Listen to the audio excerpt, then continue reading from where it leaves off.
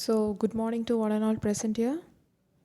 And here we have joined to study and prepare for CTET exam. Okay. Good morning to one and all. So இன்றைக்கி நம்ம பார்க்க போகிறது English CTET ப்ரிப்ரேஷனோட first class. So English அப்படின்னு எடுத்துட்டோம்னா language 1 language 2 அப்படின்னு நம்ம choose பண்ணிக்கலாம். We can either choose English as language 1 or language 2 in CTET exam. It's our own wish. இப்போ பார்த்தீங்கன்னா அதோட கொஷின் பேப்பர் பேட்டர்ன் வரும்போது இங்கிலீஷில் பேப்பர் 1 ஆர் பேப்பர் 2ல் நீங்கள் லாங்குவேஜ் 1 அப்படின்னு நீங்கள் சூஸ் பண்ணிங்கன்னா it would be 1 prose and 1 poetry and there would be pedagogy questions. And if it is English paper 2 second லாங்குவேஜாக நீங்கள் சூஸ் பண்ணிங்கன்னா லாங்குவேஜ் 2வாக சூஸ் பண்ணிங்கன்னா it would be 2 prose paragraph questions and the rest would be pedagogy questions. அப்படி வரும்போது so நான் அந்த second paper இங்கிலீஷோட concept தான் நான் உங்களுக்கு இப்போது சொல்லித்தர போகிறேன். So before going to practising process, so let start with pedagogy. பெடகாஜின்னு வரும்போது பேப்பர் 1ஆக இருக்கட்டும் இல்லைனா பேப்பர் 2வாக நீங்கள் அதாவது பேப்பர் 1 பேப்பர் 2 அப்படின்னு வரும்போது it depends on the level of classes. But பெடகாஜின்னு வரும்போது it would remain the same question. It is either language 1 or language 2 நீங்கள் இங்கிலீஷ் எடுத்தாலும் pedagogy would be remaining the same. So pedagogy of language development அப்படின்னு பார்த்தீங்கன்னா there would be 9 chapters. The first chapter would be learning and acquisition. Second chapter would be covering up principles of language teaching. Third chapterல role of listening and speaking, function of languageனா என்ன, and how children use it as a tool. அதாவது how English is used as a tool of communication அப்படின்னு பார்க்கலாம். Fourth chapter would be critical perspective on the role of grammar in learning a language for communicating ideas verbally and in written form. Fifth chapter would be challenges of teaching language in diverse classroom. Language difficulties என்னென்ன, errors and disorders இதெல்லாம் பார்க்கலாம். Sixth chapter would be language skills. Language skillsனு வரும்போது LSRW skillஸை மெயினாக focus பண்ணலாம். And the seventh one would be evaluating language comprehension and proficiency. அதில் LSRW மறுபடி வரும். Eighth chapter would be teaching learning materials, அதாவது TLM. Mainly we would be focusing on textbook, multimedia materials and multilingual sources of the classroom. And the ninth chapter would be remedial teaching. So 15 marks pedagogy அப்படின்னு வரும்போது 15 marks is distributed into 9 subtopics or subchapters. So let us start with what is pedagogy. Pedagogy அப்படின்னு வரும்போது peda அப்படின்னா teaching, gogy means science. So pedagogy is nothing but science of teaching. எப்படி நம்ம teach பண்ணணும், how to teach, யாருக்கு teach பண்ணணும், whom to teach, where to teach and how much to teach, எப்படி teach பண்ணணும், யாருக்கு டீச் பண்ணணும், எவ்வளோ டீச் பண்ணணும், எங்கே டீச் பண்ணணும், இந்த 4 ஆஸ்பெக்ட்ஸையும் கவர் பண்ணுறது தான் சயின்ஸ் ஆஃப் டீச்சிங், அதாவது பெடகாஜி அப்படின்னு ஜென்ரலாக சொல்கிறாங்க. இப்போ இங்கிலீஷ் அப்படின்னாவே என்ன, language teaching. So pedagogy of language development அப்படின்னு வரும்போது லாங்குவேஜ் அப்படிங்கிற வேர்டு வந்து பார்த்திங்கன்னா லிங்குவா அப்படிங்கிற ஒரு லாட்டின் வேர்ட்லேருந்து டிரைவ் பண்ணியிருக்காங்க. லிங்குவா அப்படின்னா என்னன்னு பார்த்தீங்கன்னா it's general meaning is tongue use பண்ணி தான் நம்ம கம்யூனிகேட் பண்ணுறோம், பேசுகிறோம், right? So lingua means of communication. So language அப்படிங்கிறத நம்ம என்ன சொல்லலாம்னா it is a medium of expressing or emotions, ideas, feelings or knowledge அப்படின்னு சொல்லலாம். இப்போ லாங்குவேஜ் அப்படின்னு வரும்போது நம்ம 2 விதமான லாங்குவேஜஸ் யூஸ் பண்ணுவோம். One is L1 and the second one would be L2. L1 அப்படிங்கிறது ஃபர்ஸ்ட் லாங்குவேஜ், L2ங்கிறது செகண்ட் லாங்குவேஜ். இப்போ பார்த்தீங்கன்னா நான் எழுதின நோட்ஸ் இருக்கு இல்லையா, டிஸ்பிளே ஆகிற நோட்ஸில் சில இடத்துல ஹிந்தி டேர்ம்ஸ் யூஸ் பண்ணியிருப்பேன். That is for my self understanding because I have chosen Hindi as my first language and second language English போட்டிருக்கேன். because I am also preparing for KVS after appearing for CTET. அதனால் நான் இங்கே பைலிங்குவலாக Tamil and English போகிறனால you good very well easily understand what I am speaking to you guys are telling you.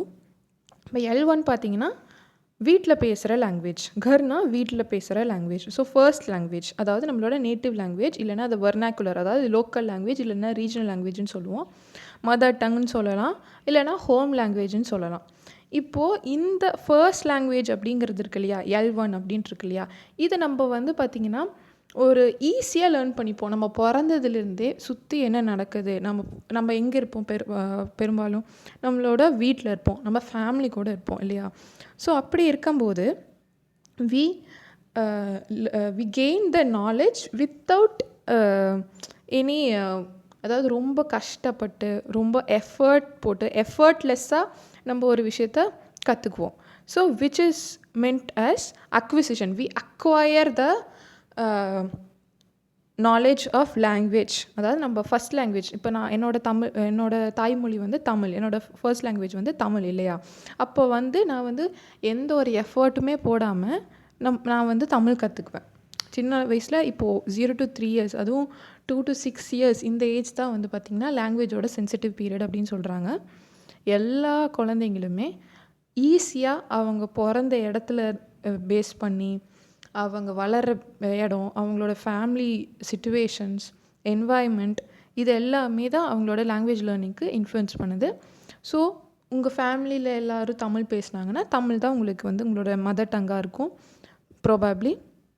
அது மட்டும் இல்லாமல் ஈஸியாக குழந்தைங்க மோஸ்ட்லி அந்த டைமில் என்ன பண்ணுவாங்கன்னா 2 to 6 years அந்த டைமில் தே usually imitate their parents, relatives, யாரெல்லாம் அவங்க கூட இருக்காங்களோ ஃபேமிலி மெம்பர்ஸ், அவங்களெல்லாம் இமிட்டேட் பண்ணி அக்வயர் பண்ணி கற்றுக்குறாங்க. They are not pudding any effort to learn their first language, right. So அதுக்கு பேர் தான் அக்விசிஷன் அப்படின்னு சொல்கிறாங்க. இப்போ செகண்ட் லாங்குவேஜ் அப்படின்னு வரும்போது அதை வந்து நம்ம டார்கெட் லாங்குவேஜ் இல்லைனா ஃபாரின் லாங்குவேஜ் அப்படின்னு சொல்லலாம். Here in this case of language learning English தான் வந்து பார்த்திங்கன்னா நம்மளோட target language. So which we are putting effort to learn. அதாவது இங்கிலீஷ் லேர்ன் பண்ணுறதுக்கு, அதாவது இங்கிலீஷ் வந்து கற்றுக்கிறதுக்கு நம்ம எஃபர்ட் போட்டு பண்ணுறோம். ஸோ எஃபர்ட் போட்டு லேர்ன் பண்ணுறனால, மீன்ஸ் எஃபர்ட் போட்டு கற்றுக்கிறனால it is termed to be as learning. When we acquire the knowledge, acquire without any intention, but learning means with intention. இது நமக்கு தேவைப்படுது, இதை நம்ம யூஸ் பண்ணுவோம் தெரிஞ்சுக்கிட்டு ஒரு விஷயத்தை கற்றுக்கிறது வந்து would be termed as learning. So இப்போ உங்களுக்கு அக்விசிஷன்னா என்ன, லேர்னிங்னா என்ன, ரெண்டுத்துக்கும் ஒரு பேசிக் டிஃப்ரென்ஸ் உங்களுக்கு புரிஞ்சிருக்கும். அக்விசிஷன்னா without any intention a child just observes the surrounding, the family members, the environment and learn நேச்சுரலாக லேர்ன் பண்ணிக்கிறான். ஆனால் லேர்னிங் அப்படிங்கிற கான்செப்ட் வரும்போது ஸ்கூலில் போய் லேர்ன் பண்ணுறது வித் இன்டென்ஷன், இதை நம்ம கற்றுக்கணும் எஃபர்ட் போட்டு லேர்ன் பண்ணுற மாதிரி இருந்துச்சுன்னா அதுக்கு பேர் learning. Without any effort means it is termed as acquisition, right. இப்போ நெக்ஸ்ட் பார்த்திங்கன்னா நம்ம கேரக்டரிஸ்டிக்ஸ் ஆஃப் லாங்குவேஜ் போகலாம். லாங்குவேஜ்னால் என்னப்பா? It is a system of symbols அப்படிங்கிறாங்க. இப்போ இங்கே சிம்பிள்ஸ் அப்படிங்கிறது நம்ம என்ன சொல்லலாம், நம்ம ஜென்ரலாக நம்மளோட ஆல்ஃபபெட்ஸ்னால தான் வந்து பார்த்திங்கன்னா லாங்குவேஜை உருவாகுது. ஆல்ஃபபெட்ஸ் ஆர் த சிம்பிளஸ்ட் யூனிட் அப்படின்னு நம்ம கன்சிடர் பண்ணிக்கலாம். ஓகேவா? மொத்தம் எத்தனை ஆல்ஃபபெட்ஸ் இருக்குது? 26 இருக்குது. அதில் எவ்வளோ கான்சனன்ட்ஸு? 21 consonants and 5 vowels. வவல்ஸ்ன்னு வரும்போது AEIOU அது மேஜராக உங்களுக்கு தெரியும்.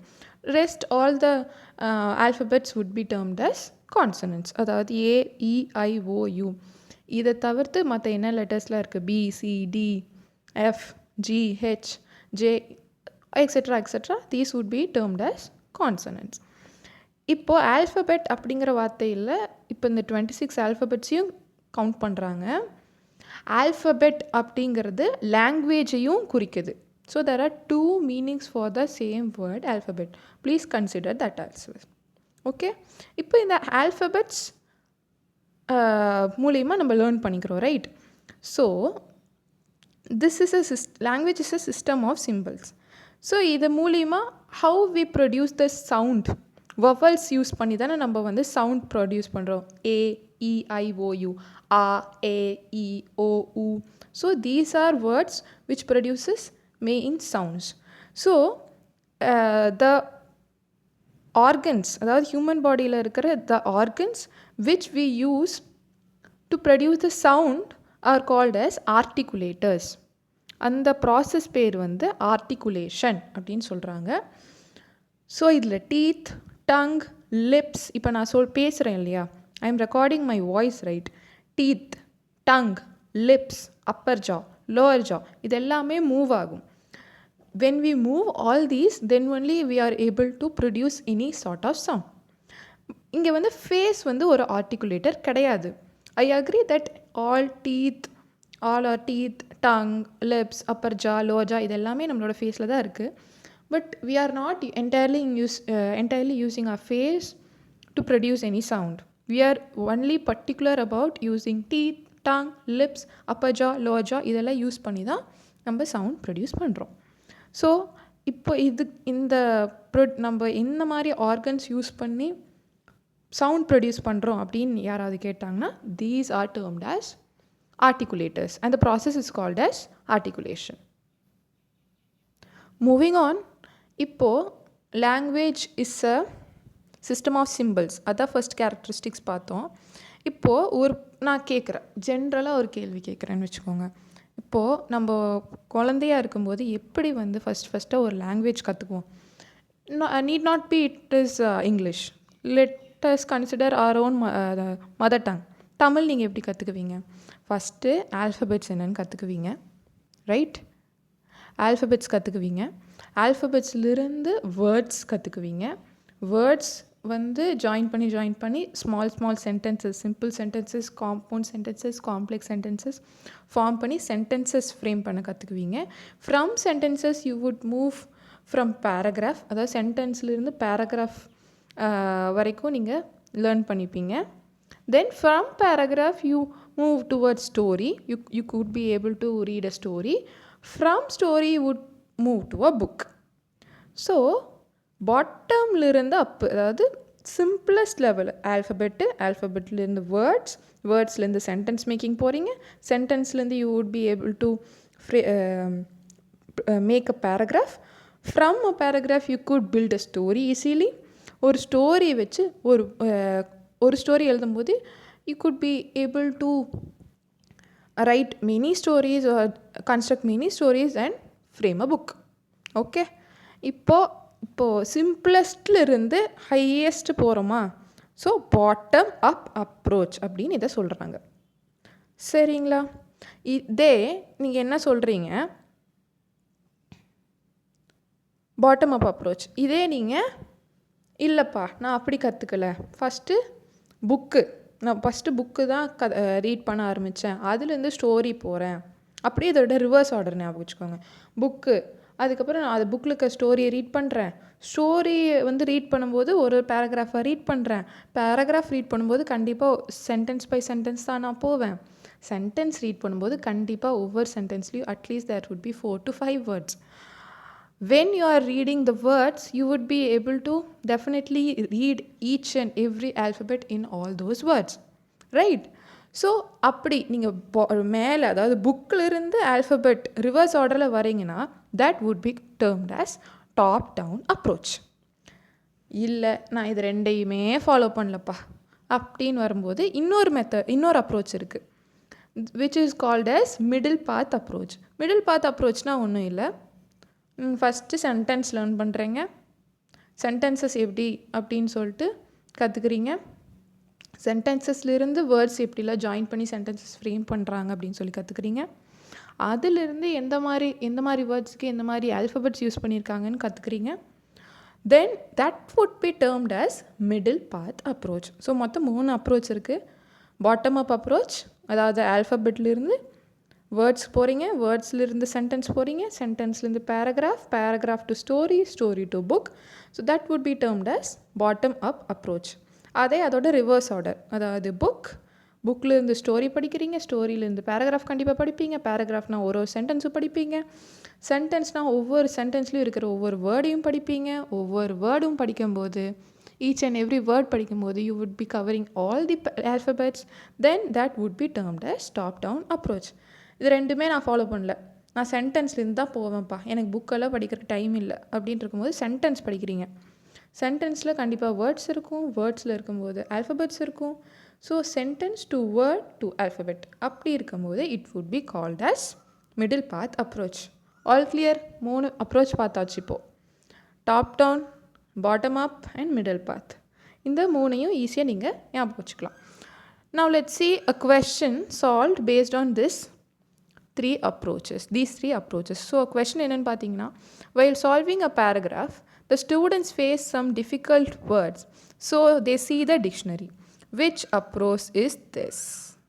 இப்போ என்ன பண்ணுறாங்க, பேராகிராஃபு ஒரு ஸ்டூடெண்ட் வந்து ஒரு பேராகிராஃப் ரீட் பண்ணி அதில் இருக்கிற டிஃபிகல்ட் வேர்ட்ஸ் வந்து அண்டர்ஸ்டாண்ட் பண்ணுறதுக்கு, அதாவது இப்போ ரீடிங் பேசேஜ் எடுத்துட்டிங்கன்னா அதில் ஒரு ரீடிங் பேசேஜில் ரீடிங் காம்ப்ரிஹென்ஷன் பேசேஜில் ஒரு பேராகிராஃப் கொடுத்துருக்காங்க. அந்த பேராகிராஃபில் சில வேர்ட்ஸ் வந்து சில ஸ்டூடெண்ட்ஸ் வந்து அண்டர்ஸ்டாண்ட் பண்ண ட்ரை பண்ணுறாங்க. ஸோ அதுக்கு அவங்க டிக்ஷனரி பார்க்குறாங்க.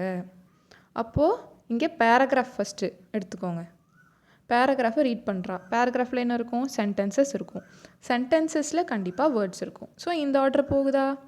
ஸோ இதுக்கு பேர் என்ன? பேராகிராஃப்லிருந்து வருது. Paragraph to sentence to words. இங்கே யாரோ ரிவர்ஸில் நான் போட்டிருப்பேன், but you should consider the reverse one. இப்போது மேலே இருந்த high level to lower order வருது. So this approach is nothing but top down approach. நீங்கள் வந்து ஈஸிலி இதை மற்ற ஆப்ஷன்ஸை எலிமினேட் பண்ணிடலாம். பாட்டம் அப் கிடையாது. பாட்டம் அப்னா from alphabet towards book. Top down தான் ஃப்ரம் புக் டுவர்ட்ஸ் ஆல்ஃபபெட். இங்கே புக் இல்லை, ஸ்டோரி இல்லை. ஸ்டோரிக்கு அடுத்தபடி என்ன இருக்குது? பேராகிராஃப். ஸோ பேராகிராஃப் வச்சு ஆரம்பிக்கிறாங்க. So it is ultimately top down approach. Middle path approach கிடையவே கிடையாது. ஏன்னா மிடில் பாத் அப்ரோச்சில் டைரெக்டாக சென்டென்ஸ்லேருந்து தான் ஸ்டார்ட் ஆகும். நன் ஆஃப் தீஸ் வரவே வராது. So the answer is top down approach. Right? இப்போ செகண்ட் ஒன் நம்ம ஏற்கனவே பார்த்தோம், language is symbolic in nature. Symbols தான், சிஸ்டம் ஆஃப் சிம்பிள்ஸ். சிம்பிள்ஸ் அப்படின்னு வரும்போது நீங்கள் இங்கே வொக்காபுலரியை மென்ஷன் பண்ணலாம், லெட்டர்ஸை மென்ஷன் பண்ணலாம். Right? Letters in the sense alphabets. Different symbols use பண்ணுறோம் இல்லையா?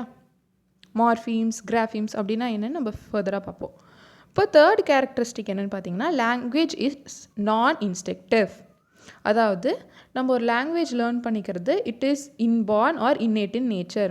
அதாவது ஸ்கில்ஸ் அப்படின்னு நம்ம வந்து கற்றுக்குறோம் அப்படின்னு வரும்போது அது 2 விதமாக நம்ம கிளாஸிஃபை பண்ணலாம். One could be considered as inborn or innate, or the second would be acquired or learned. ஒரு விஷயம் நமக்கு நேச்சுரலாக நமக்கு பை பர்த்தாகவே நமக்கு வர ஸ்கில்ஸாக தான் நம்ம இன்னேட் ஆர் இன்பார்ன் ஸ்கில்ஸ் அப்படின்னு சொல்லுவோம். நம்ம for example we laugh, we smile, we cry, we feel hungry. Right? All these are innate in nature. இதெல்லாமே பை பர்த்தாகவே நமக்கு நேச்சுரலாக இருக்கும். அதே அக்வயர்டு ஆர் லேர்ன்ட் அப்படின்னு வரும்போது ட்ராயிங், ஸ்விம்மிங். இப்போ நம்ம லாங்குவேஜ் கற்றுக்குறோம் இல்லையா? For example learning English language. Right? அதை வந்து நம்ம அக்வயர்டு, அதாவது லேர்னிங்கில் தான் இந்த ஸ்கில்ஸை நம்ம கன்சிடர் பண்ணுவோம். ஸோ ஆட்டோமேட்டிக்கலாக the fourth characteristic would be language is learnt. Right? அடுத்தது language is arbitrary in nature. Arbitrary அப்படின்னா ஒன்றும் இல்லை, each and every word in English language, not only English, என்ன லாங்குவேஜ் எடுத்தாலும் சரி, ஒரு வார்த்தை இன்னொரு வார்த்தைக்கூட டைரக்ட்லி ரிலேட்டட் கிடையாது. No relation between any 2 different words. For example இங்கே பாய், பாக்ஸ் அப்படின்னு 2 வார்த்தை இருக்குது. பாய் ஸ்பெல்லிங் என்ன? BOY. பாக்ஸ் ஸ்பெல்லிங் என்ன? BOX. எக்ஸுங்கிற அந்த தேர்ட் லெட்டருக்கு பதிலாக நான் Y மாற்றும் போது there are 2 different words formed and each word has 2 different entire meanings. என்டையராகவே 2 வேர்டுக்குமே meaning மாறிடுது. என்டையராகவே பாய்னா உங்களுக்கு தெரியும், அது ஒரு பையனை குறிக்குது. பாக்ஸ்னா ஒரு பெட்டி. Right? So these R 2 different words with 2 different meanings. The entire meaning is getting changed. So we can say that language is arbitrary in nature. Next பார்த்தீங்கன்னா language is dynamic not static. அதாவது language, அதாவது சின்ன வயசில் நம்ம language usage எப்படி இருந்துச்சு, சிம்பிளான words தான் இருந்துச்சு. இப்போது due to cultural reasons and socialising reasons டைனமிக்காகவே மாறிட்டு போகுது. நான் ஏன் டைனமிக் அப்படின்னு சொல்கிறேன்னா, it is not static in nature. இப்போது செல்ஃபி, அப்புறம் செல்ஃபி, இங்கே சிம்பிளான எக்ஸாம்பிள் செல்ஃபிங்கிற வார்த்தை நம்ம பேரண்ட்ஸ்க்கு தெரியுமா? No, right? செல்ஃபி அப்படிங்கிற வார்த்தை வந்து when it came into existence after 2016, right? obsolete இந்த மாதிரி வார்த்தையும் வந்து பார்த்திங்கன்னா ஆஃப்டர் 2016 தான் came into existence. So new words are getting added to our vocabulary, to our dictionary, right? language அப்படிங்கிறது யூசேஜ் வரும்போது இட் கோஸ் ஆன், அதாவது டேஸ் டைம் ஆக ஆக new words are getting added up and new vocabulary R been enriched into R minds. So language அப்படிங்கிறது static process கிடையாது, it is dynamic in nature. Next பார்த்தீங்கன்னா language is social, right? சொசைட்டியில் interaction பண்ண language நமக்கு use பண்ணுறோம். Cultural aspect cover ஆகுது, right? சொசைட்டியில் social interaction பண்ணுறோம், ஒரு எமோஷன் பாண்டிங் க்ரியேட் ஆகுது. ஸோ சோஷியலிசம் அப்படின்னு வரும்போது சோஷியபிலிட்டி அந்த மாதிரி கான்செப்டில் லாங்குவேஜ் நம்ம யூஸ் பண்ணுறோம். So language is social in nature அப்படின்னு நம்ம சொல்லலாம். So based on this characteristics, 7 characteristics இப்போ டிஸ்கஸ் பண்ணியிருக்கோம். அதை பேஸ் பண்ணி இப்போ நம்ம ஒரு 3 questions சால்வ் பண்ணிவிட்டு நம்ம இந்த செஷனை வைண்ட் அப் பண்ணிக்கலாம். First question, children begin their journey towards writing by making marks. These marks are called.